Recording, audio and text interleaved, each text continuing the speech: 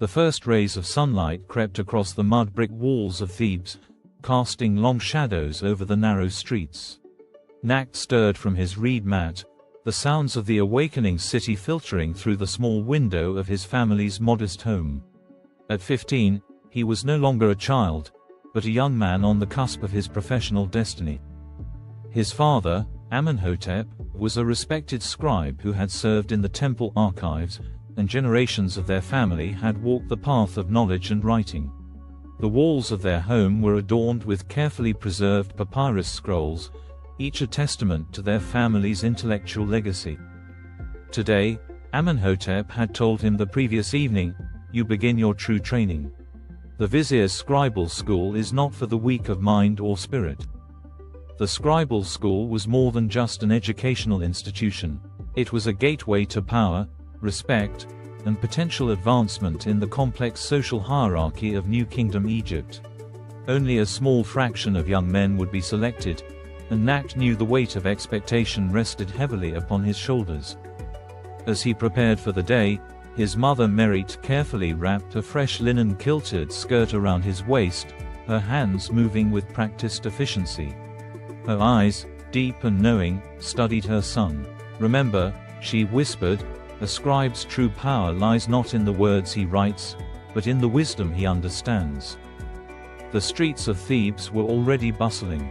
Craftsmen prepared their workshops, merchants arranged their goods, and laborers began their day's work. But Nakht's path was different. His tools would be reed pens, ink made from ground minerals, and pristine papyrus scrolls. At the Scribal school, located near the Grand Temple complex, hundreds of hopeful young men gathered. Some were sons of priests, others from merchant families, and a few from the laboring classes, all united by the dream of becoming a scribe, the most respected profession after priesthood and military leadership. The master scribe, a stern man named Userhat, surveyed the gathered youths with a critical eye. His own skin was marked with the telltale stains of years of writing, blue-black ink embedded in the creases of his hands, a badge of honor among his profession. "Writing is not merely putting marks on papyrus," Userhat declared, his voice cutting through the nervous murmurs. "It is preserving the very breath of our civilization. Each hieroglyph is a world, each scroll a universe of knowledge." Nakht listened, his heart racing. This was his moment, the beginning of a journey that could define not just his life, but potentially the lives of generations to come. The narrative continues, introducing challenges, initial training details, and Nakht's personal motivations and struggles in the Scribal school. The months of rigorous training transformed Nakht. His hands, once soft and unblemished, now bore the calluses of countless hours practicing hieroglyphs. The Scribal school was a crucible of learning, where young men were molded not just as writers, but as potential administrators of the vast Egyptian bureaucracy. Userhat's lessons went far beyond mere writing. They learned mathematics, understanding complex calculations needed for agricultural taxation. They studied geography, memorizing the intricate network of trade routes along the Nile.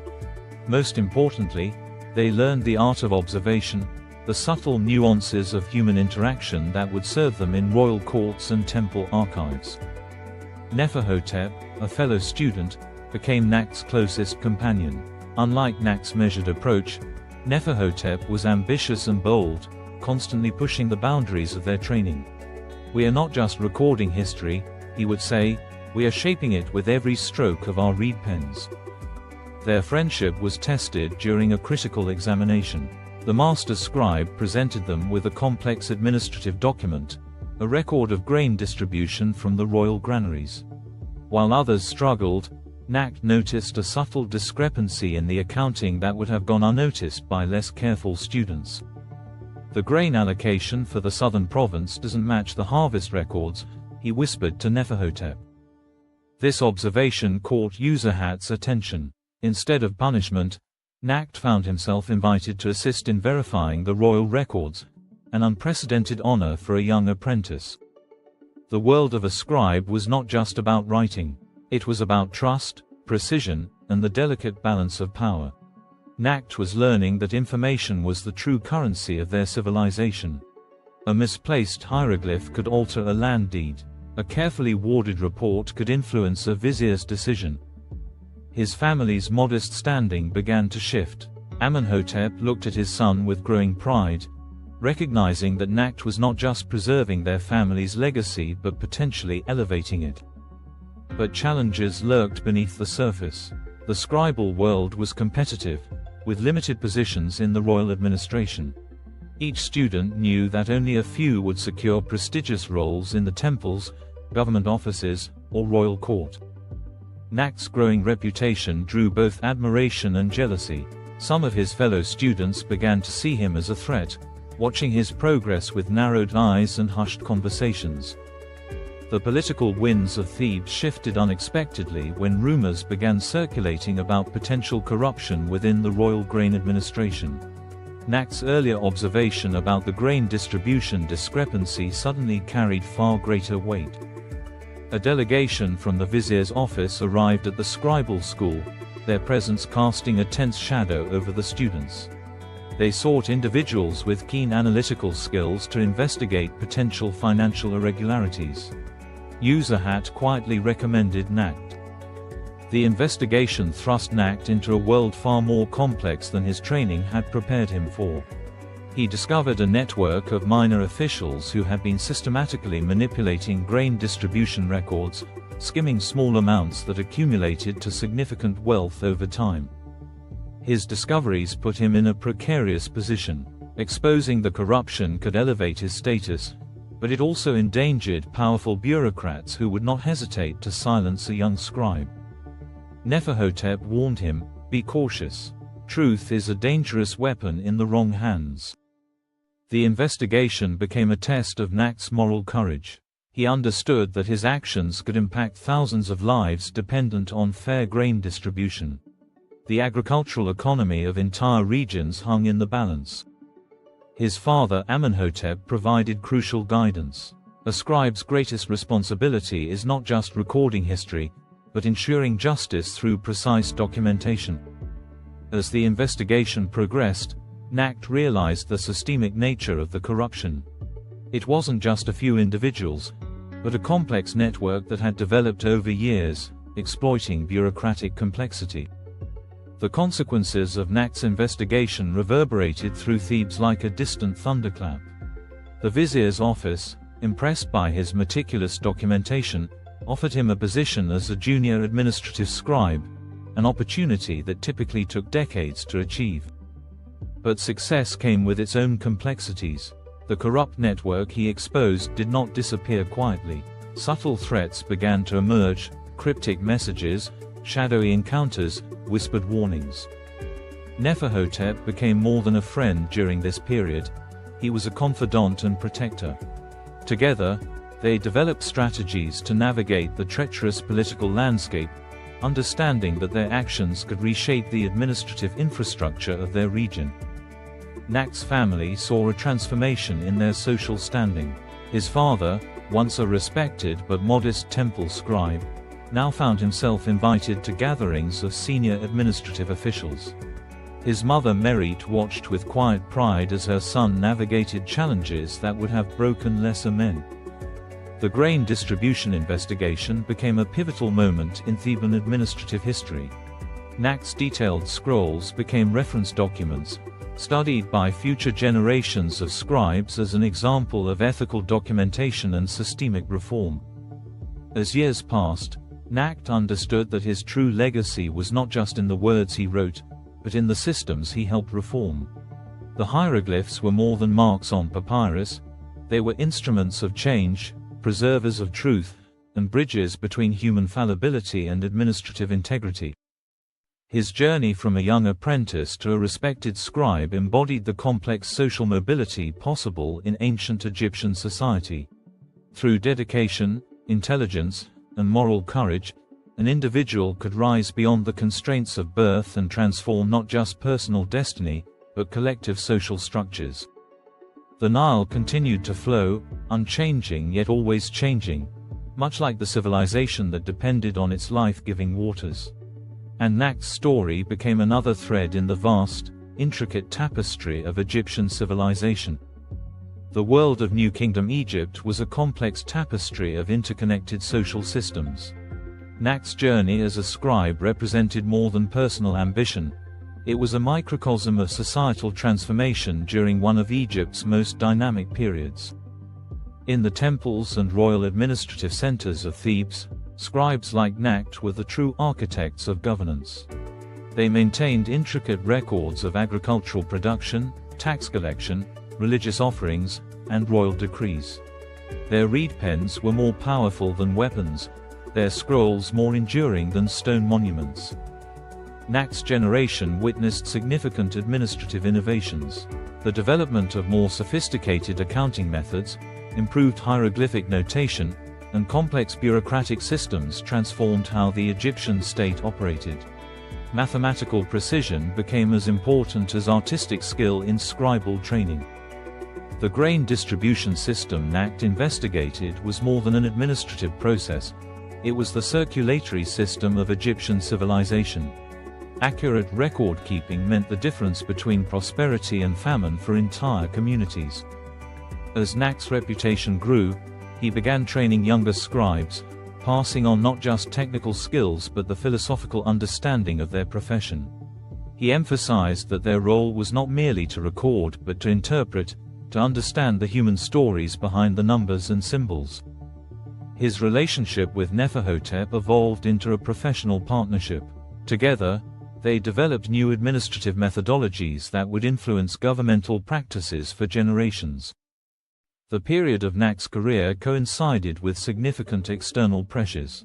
Neighboring kingdoms like the Hittites and emerging Mediterranean trading powers created complex diplomatic challenges. Scribes were often the critical intermediaries in these delicate international negotiations. Nakht's work in grain distribution reform became a case study in administrative integrity. His meticulously documented investigations demonstrated how individual commitment could challenge systemic corruption. Beyond the administrative realm, Nakht remained deeply connected to the spiritual traditions of his civilization.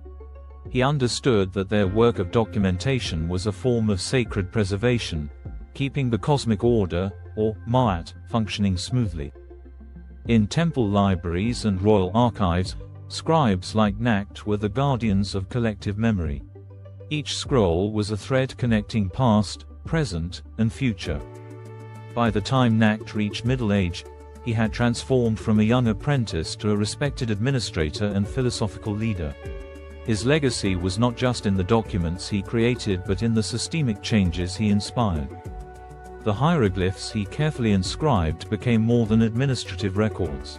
They were living testimonies of human potential, of the delicate balance between individual integrity and collective progress.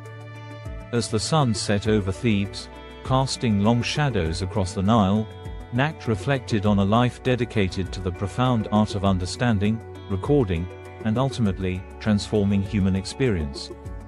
Nakht's marriage to Iset, a woman from a respected priestess family, represented more than a personal union. It was a strategic alliance that bridged professional networks and social connections. Iset was herself educated, trained in temple mathematics and religious administration, making their partnership intellectually complementary. Their home in Thebes became a microcosm of intellectual exchange. Evening discussions often included visiting scholars, administrators, and occasional diplomatic representatives. Their two children, Amenemhet and Sinuhe, were raised with the understanding that knowledge was the most valuable inheritance. A typical day for Nakht began before sunrise. After ritual morning offerings to the household gods, he would prepare papyrus scrolls, carefully mixing ink from ground minerals, carbon black from burnt wood, mixed with gum arabic to create a stable writing medium. His writing kit was a symbol of professional status: carefully carved wooden palette, multiple reed pens of varying thickness, small ceramic inkwells, and a pumice stone for smoothing writing surfaces. Each tool was maintained with the precision of a sacred instrument. The Scribal network was not merely a professional association but a complex social ecosystem. Reputation was built through a combination of accuracy, discretion, and strategic relationships. Nakht understood that every document he produced could potentially influence royal decisions, agricultural planning, or diplomatic negotiations.